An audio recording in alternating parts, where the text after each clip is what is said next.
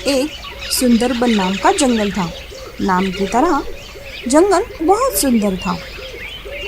उस जंगल में एक बब्बर नाम का शेर रहता था। उसके दो बेटे थे। एक का नाम शेरू था तो दूसरे का नाम सिम्बा था। शेरू अपने पिता का बहुत ही आज्ञाकारी पुत्र था। वो अपने पिता की हर बात मानता था। तो सिम्बा बड़ा ही घमंडी था। वो अपने पिता की कोई भी बात नहीं मानता था। वो अपनी ही मनमानी करता था। एक दिन बब्बर शेर की तबीयत अचानक से खराब होती है तो उसके साथ उसका आज्ञाकारी पुत्र शेरू था। तो दूसरा बेटा सिम्बा जंगल में गया हुआ था। पिता की तबीयत को खराब होते देख शेरू वैद बंदर को बुला लाता है। तब तक बब्बर का दूसरा बेटा सिम्बा भी वहां आता है। तो बंदर बब्बर शेर की तबीयत को देखकर कहता है, तुम दोनों बेटे अपने पिता को जिंदा देखना चाहते हो तो उसे एक सोने का जानवर खिला दो। बंदर की ये बात सुनकर शेरू बहुत दुखी होता है और अपने भाई सिम्बा से कहता है, अब क्या करे भैया, कहाँ से लाए ऐसा जानवर? तो सिम्बा कहता है, मुझे नहीं पता, तुम जाओ और लेकर आओ। मैं अब बहुत थक गया हूँ और मैं अब आराम करना चाहता हूँ। तुम जानो और तुम्हारे पिताजी जाने। चलो जाओ यहाँ से। सिम्बा की ये बात सुनकर शेरू जंगल में सुनहरा जानवर ढूंढने के लिए जाता है। तो उसे रास्ते में दो सीढ़ी पेड़ दिखाई देते हैं। एक सोने की सीढ़ी थी और उस पर सोने का पेड़ था और उसके नीचे सुनहरा बाघ खड़ा था। तो दूसरी तरफ सीधी साधी सीढ़ी थी और सीधा साधा पेड़ था और उसके नीचे बूढ़ा बाघ खड़ा था।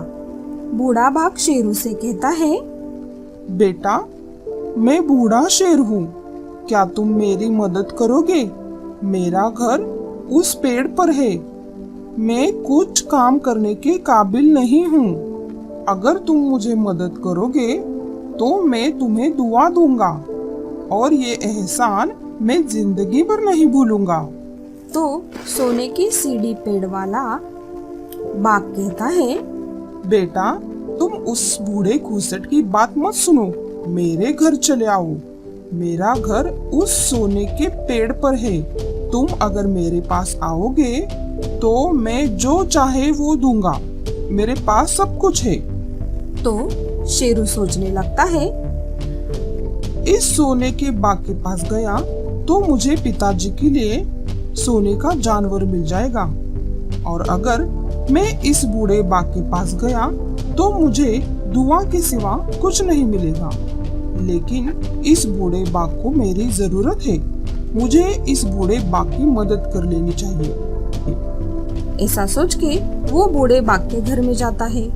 बूढ़ा बाघ अचानक सोने का बाघ हो जाता है और कहता है, तुम बहुत ही नेक दिल शेर हो। तुम मेरी मदद करने के लिए यहाँ आए हो। मुझे पता है तुम्हें अपने पिताजी के लिए सोने का जानवर चाहिए। ये लो सोने का जानवर। तुम्हारा इरादा नेक था। अब तुम यहाँ से जा सकते हो। हमेशा खुश रहना। तो शेरू वो जादुई जानवर लेकर अपने पिताजी को खिलाता है। बब्बर शेर उसे खाते ही ठीक हो जाता है। तो शेरू सारी हकीकत अपने भाई सिम्बा और पिताजी को बताता है। तो सिम्बा लालच में आकर उस जगह पर पहुंचता है। उसे भी दो सीढ़ी पेड़ दिखाई देते हैं। तो बूढ़ा बाघ सिम्बा से कहता है, बेटा, मेरे घर चले आओ और मेरी मदद करो। मैं तुम्हें दुआ दूंगा।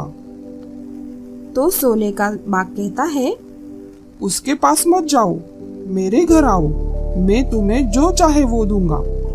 सिम्बा सोचता है, इस बूढ़े बाघ में क्या रखा है?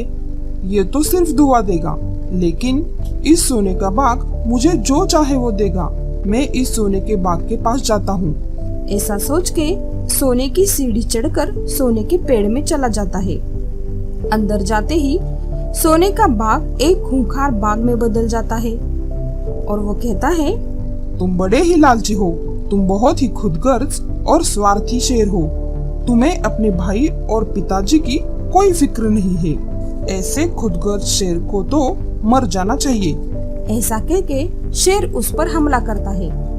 तब सिम्बा रोने लगता है और कहता है, मुझे माफ कर दो, मैं आइंदा से ऐसी गलती नहीं करूँगा। मैं अपने पिताजी की हर बात मानूंगा। तो बाघ कहता है, ठीक है, तुम यहाँ से जा सकते हो, लेकिन आइंदा से अपने भाई और पिताजी का ख्याल रखना।